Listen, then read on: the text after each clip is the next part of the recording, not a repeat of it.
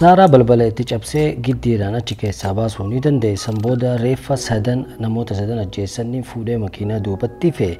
Sareen warra saniillee akka malee waan itti dutaa jiruuf saree sanillee mataa dhahee ajjeese. Sanbooda makiinaa isaa fudhatee jara sadanuu mucattii waliin afur ofirraa deeman. Guyyaa itti aanu. Did not show up for work this afternoon at 4 o'clock. Okay. Which is totally uncharacteristic of her. I'm very concerned about her. What's her name? Her name is Tina Herman. Bilbil amma greef dhageettan kana ka bilbiltee bakka Tiinaan hojjettu halaqa isiitu yookaan mudiira isiitu poolisootatti bilbilee mucattiin akkana hojii hin dhufne laakiin aadaa isiititti hojii hin haftu jetteen. Sanbooda poolisoonni wal fudhatanii gara mana Tiinaa dhaqan. Wayita mana keessatti manni cufaadha balballi cufaa mabiraatiin dhaama humaa hin jiru jedhanii. Sanbooda mudiirri Tiinaa ammallee garaan isii yaani sodaa qaba. Ufii isiitii kaatee gara mana Tiinaa deemte.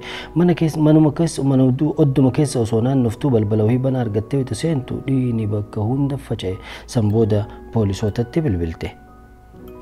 Akkana. Last night about Tina Herman being missing. I am out of her house now.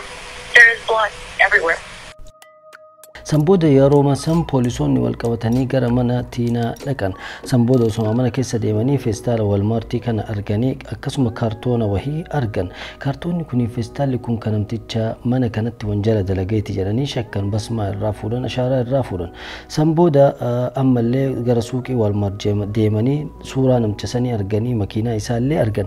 Laakiin taa arguu hin dandeenye. Sanbooda makiinaa tana tafakkaatu naannoo santa jirtu hunda laalaa jedhanii murteessan. Sanbooda suuraa isaallee bakka hundatti facaasan. Sanbooda maqaan namtichaa argachuu danda'an. Namtichi kun maqaan isaa Matthew Hoffman jedhama. Namtichi kun asiin durallee mana hidhaa seenee jira. Umriin isaa waggaa 30.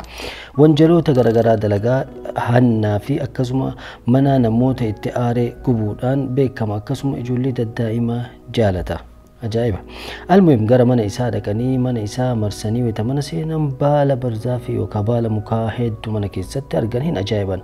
Sanbooda wayita qoratan baala mukaa jaalataa jedhan kanaaf calliseetu mana keessatti akka magaazinaatitti baala mukaa guura.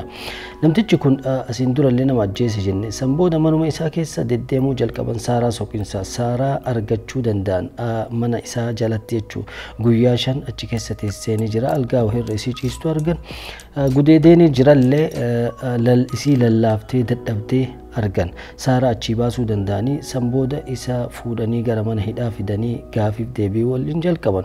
Guyyaa lama dubbachuu daddaa Sanbooda jarattii eessa keettee warra isii ka ajjeefte eessa keettee jennaan muka keessa kaahee jedhee dubbate muka kana jechuudha. Jenne hojiin isaa kanaafuu muka jaalate jedhan. Almuhim barzaafi guddaa kana yookaan muka guddaa kana keessa qotee holqa godhee akka manaa godhaa jedhan. Almuhim reeffa sadan fuudhee eessa kaahee muka kana keessatti awwaale. Yeroo barbaadetti itti deebi'uuf jechuu itti deebi'ee waan hin taane irratti dalaguuf jechuu almuhim reeffa sanniin illee. Almuhim qabamee mana hidhaa murtiillee itti murteeffamee yaani ildiime zalaalamii itti murteeffamuu danda'e jechuudha. Namtichi maraattuudha jechuun hin dandeettan jechuudha. Rabbiin nama akkanaa namarraa haa qabu. Biyya faranjii keessatti wanti akkanaa baay'eetu jira. Ajaa'iba.